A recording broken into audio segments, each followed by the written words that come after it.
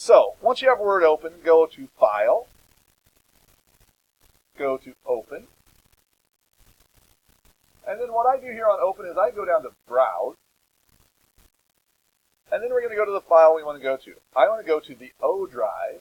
So I'm going to go to the O drive. I'm going to go to O&W.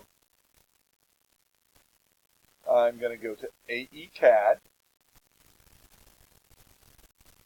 I'm going to go to CAD 1 and 2. And there in that list, you should see 2018-2019 objectives. Don't go to the 17-18 objectives. You see what we did last year.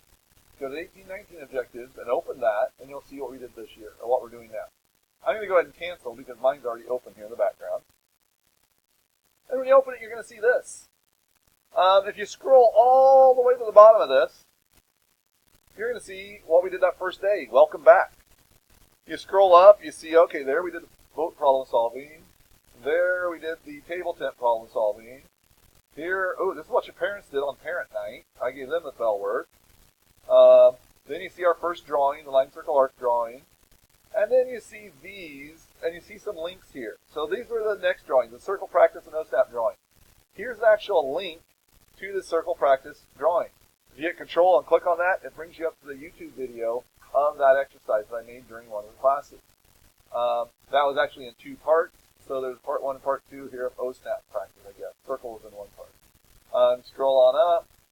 Monitor practice, I didn't make a video of it because it was just me told you, hey, draw a picture of your monitor. So I didn't think that required a video.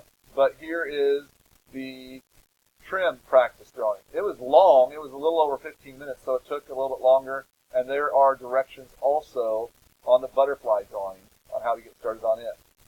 And then on up to what we're going to do today. Today, actually during your hour right now, I'm going to create the OSNAP video. And then after class today, there will be a link for the OSNAP video there for anybody that missed class today.